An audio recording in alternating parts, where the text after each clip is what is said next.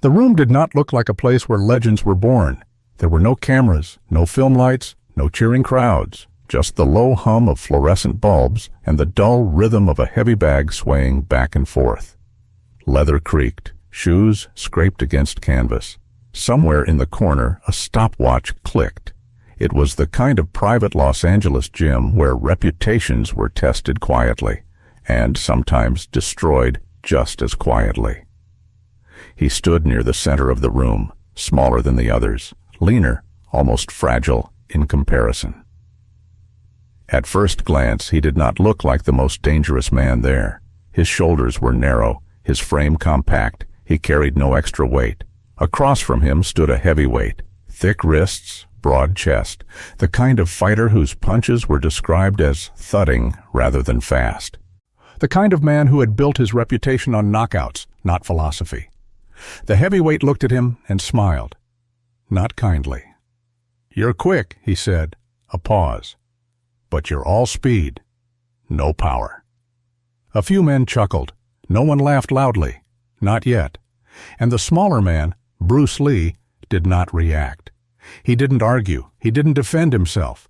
He simply looked at the heavyweight the way a mathematician looks at a problem, because this wasn't the first time he had heard those words. By the late 1960s, Bruce Lee had already become something unusual.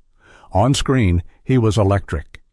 In films like Enter the Dragon, audiences would later see a fighter who moved faster than thought itself.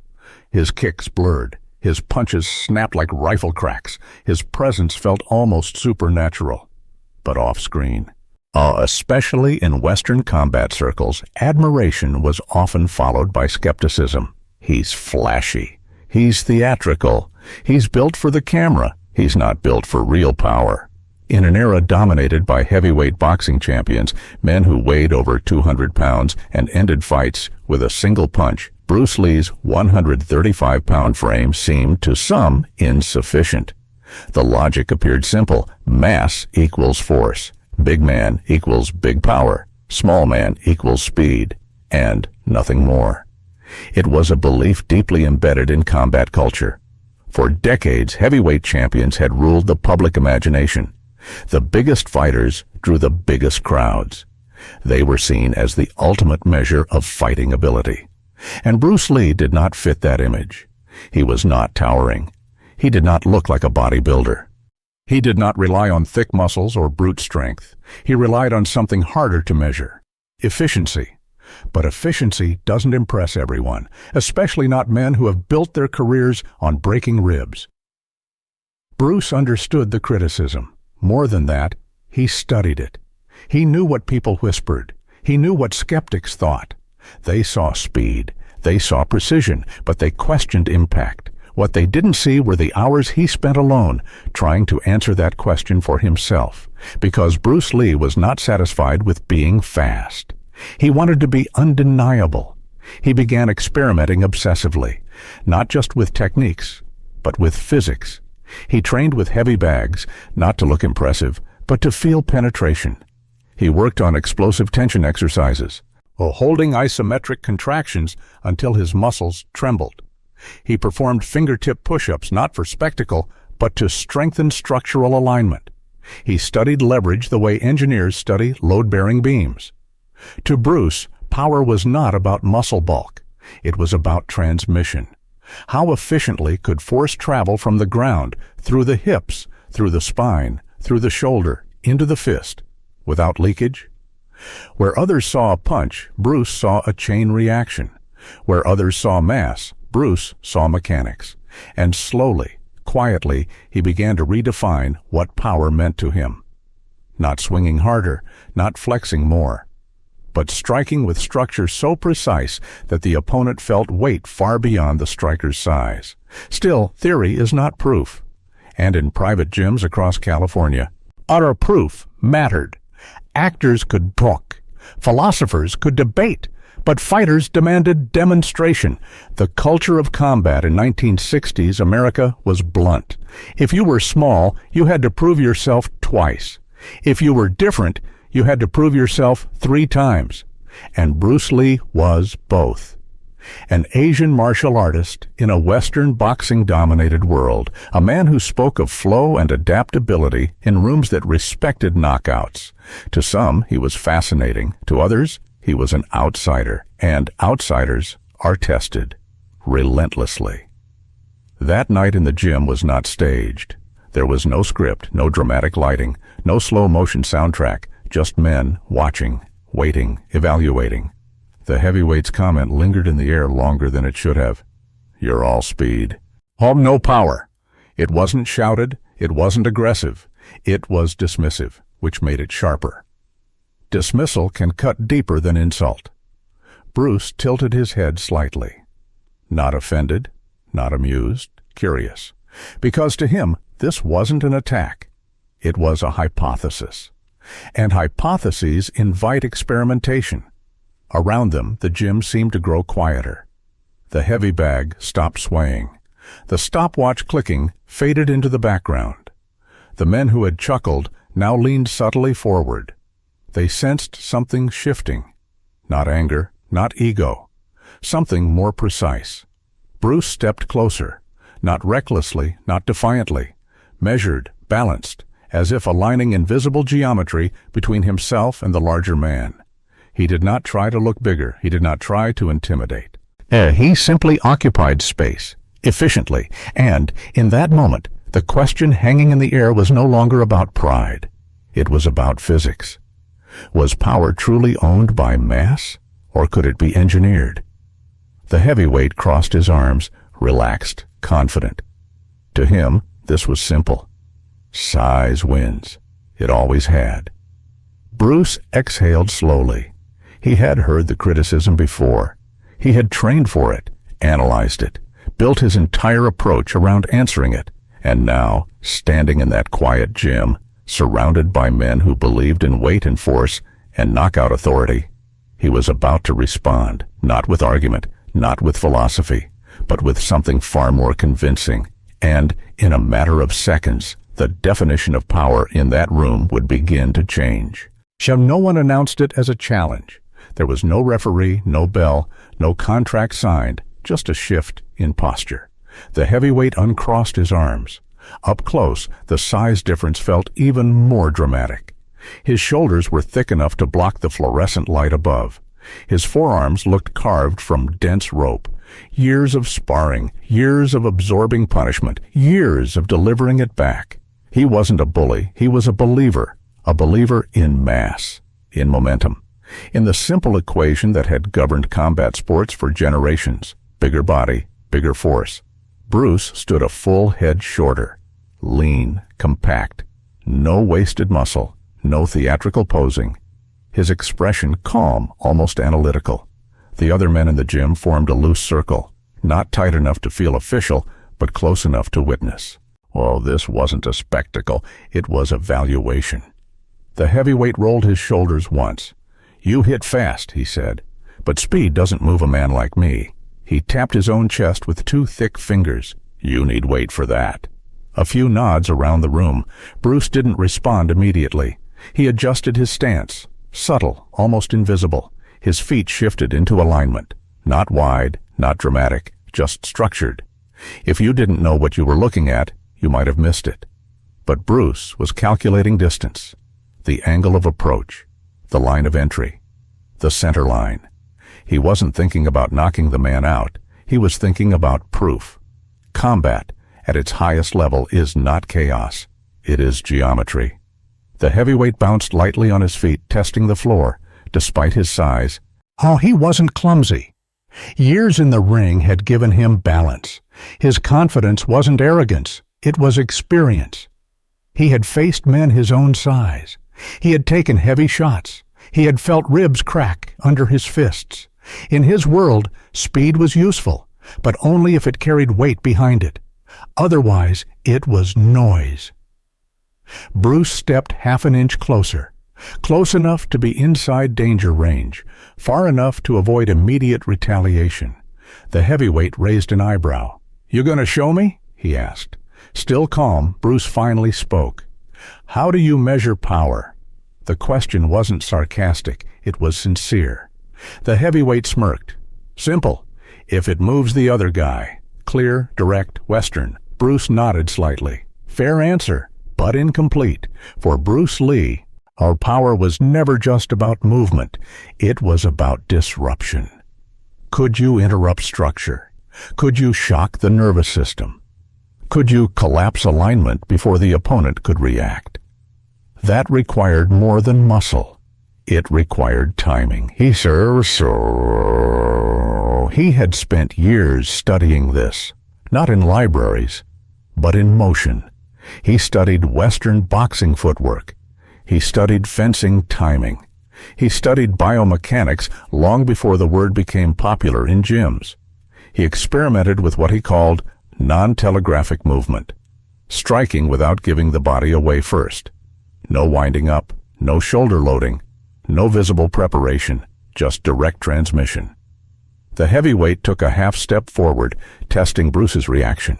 Bruce didn't flinch, didn't retreat, didn't circle. He simply shifted weight slightly through his rear leg, grounding himself like a coiled spring. The air in the room thickened. One of the observers coughed quietly and then fell silent. This was no longer casual. It was a question waiting for demonstration. "You think you can move me?" the heavyweight asked. There was no anger in his voice, just curiosity now.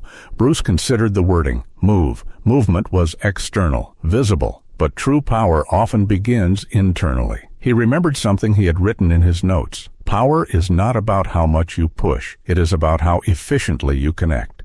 The heavyweight extended one glove slightly, almost inviting contact. "Go ahead," he said. "Show me." No dramatic countdown, no cinematic music.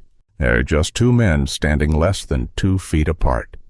Bruce inhaled once, slow, then exhaled. He did not draw his arm back. He did not twist his torso dramatically. In fact, to the untrained eye, he barely moved at all. But inside that stillness, alignment shifted. His spine straightened microscopically, his hips engaged, his rear heel rooted into the floor. Force began at the ground, not at the fist. That was the difference. The heavyweight watched closely now, the smile fading, because something about Bruce's posture had changed. Not aggressive, not tense, but unified. Structure over muscle. The observers sensed it too. The joking energy from earlier had evaporated. This was no longer about teasing a smaller man. It was about testing a principle. Bruce raised his hand slowly, placing his fist lightly against the heavyweight's chest. Not striking, just touching, measuring distance, feeling alignment. The heavyweight didn't resist. He planted his feet, bracing unconsciously. He expected a shove, a push, some kind of dramatic wind-up. Instead, Bruce spoke quietly. "Don't brace," he said. The heavyweight frowned. Why? Because that's not how it works. There it was again, that calm certainty, not ego, understanding. Bruce relaxed his arm completely, loose, unthreatening. The room leaned in. Somewhere in the back, someone whispered, "What's he doing?" But no one interrupted. Bruce's eyes focused not on the chest, but beyond it, through it. He wasn't trying to move the man backward. He was trying to send force through the structure. There is a difference. And in that narrow space between theory and execution, between belief and demonstration, the insult still echoed faintly in the room. All speed, no power. Bruce adjusted his stance one final time. 6 seconds, that's all it would take. And in those 6 seconds, something much bigger than pride was about to be tested. Not Bruce's ego, not the heavyweight's confidence, but the very definition of what power truly meant. There is a strange moment before impact, a silence that feels heavier than noise. The gym had gone completely still. Even the men who had been whispering earlier now stood motionless, arms folded, eyes fixed on the space between Bruce Lee's fist and the heavyweight's chest. And Bruce's knuckles rested lightly against the man's sternum. Not pressed, not pushing, just touching. The heavyweight stood planted, instinctively braced despite being told not to. His chin dipped slightly, his legs widened half an inch. Years of boxing had trained his body, to expect force from distance. A swing, a hook, a driving cross. He expected motion. He expected wind-up. He expected effort. What he did not expect was stillness. Bruce inhaled once, not deeply, just enough. Then his body changed, not visibly, but internally. His rear heel rooted harder into the floor, his knee aligned, his hip compressed, his spine straightened like a steel rod. There was no dramatic twist, no theatrical shout, no exaggerated chambering of the arm. To an untrained eye, nothing happened. And then everything did. The strike was not a swing. It was a release, a short, explosive pulse, as if the floor itself had fired through his body. The sound wasn't loud, not like a slap, not like a heavy hook crashing against ribs. It was compact, dense, a dull, compressed thud that seemed to sink rather than echo. For a fraction of a second, nothing moved. Then the heavyweight's body reacted, not dramatically, not flying across the room, but his structure collapsed. His shoulders jerked backward, his heels shifted involuntarily, his chest concaved slightly as the air forced itself out of his lungs in a sharp, involuntary gasp. He stumbled back 2 steps, 2 clean, undeniable steps, not because he wanted to, because his nervous system had been interrupted. The circle of men around them froze. The heavyweight blinked. Confusion first, then realization. He hadn't been pushed. He hadn't been shoved. There had been no wind-up, no visible effort. And yet his body had moved. Bruce lowered his fist slowly. No celebration, no smirk, no raised eyebrow. He simply stepped back into neutral stance.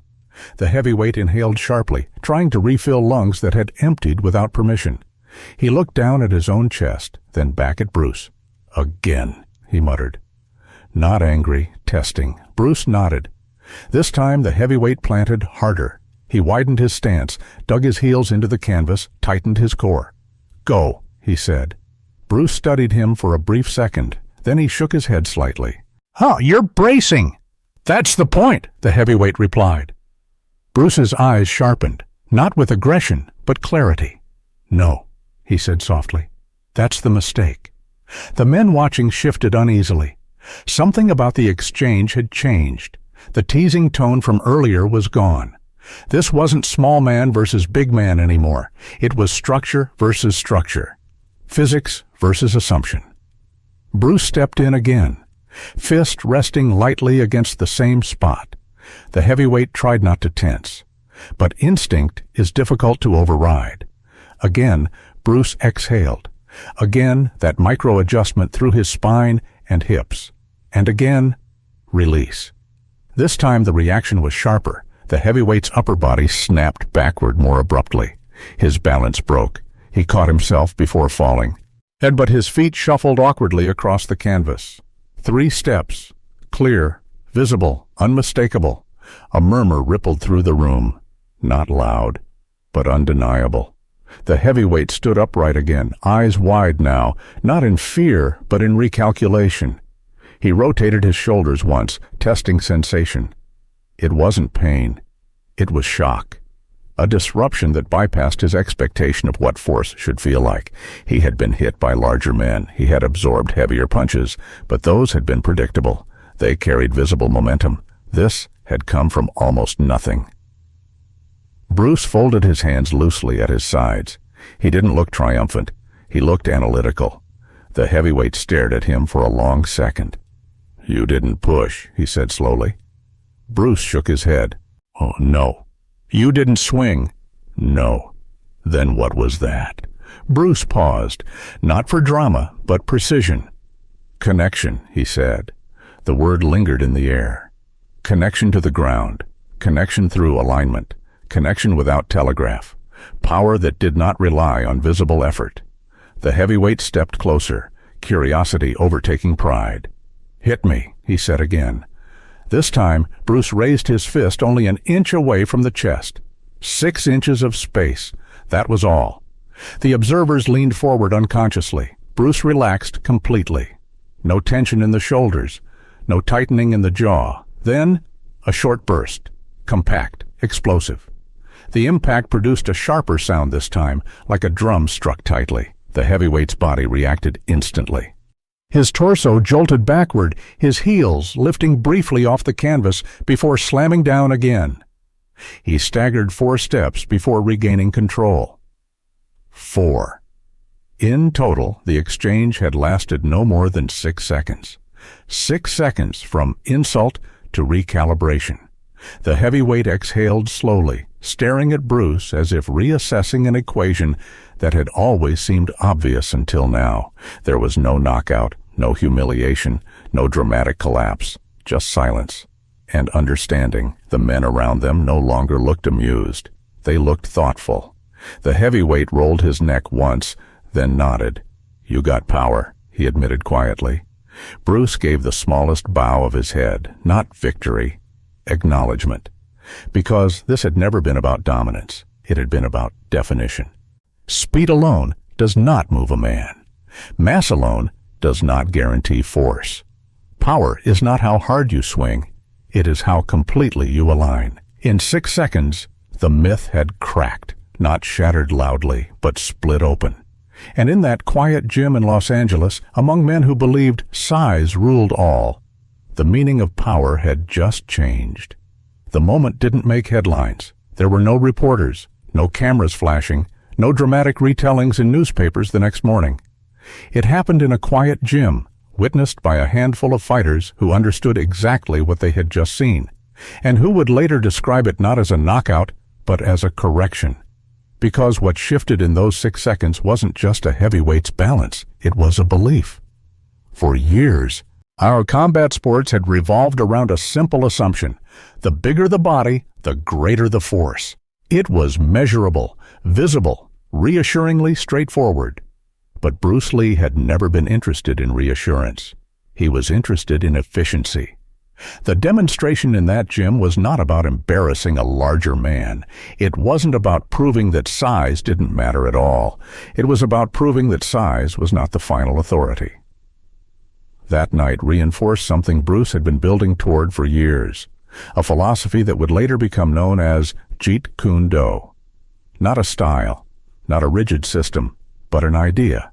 Absorb what is useful, reject what is useless, add what is specifically your own.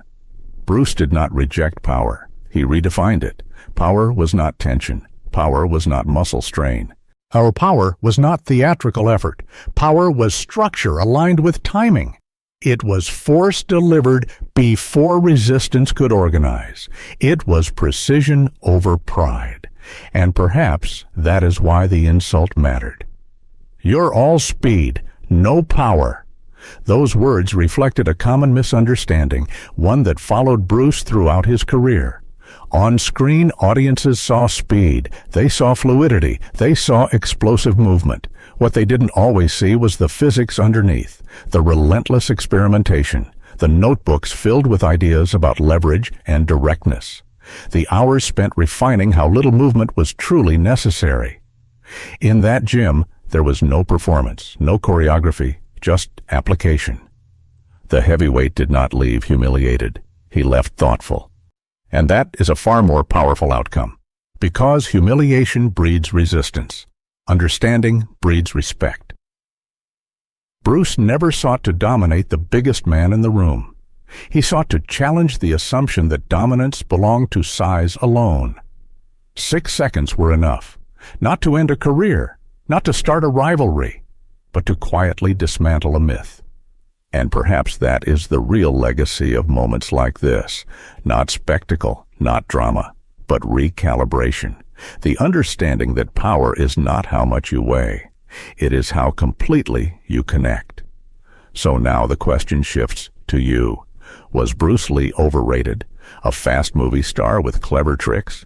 Or was he years ahead of his time,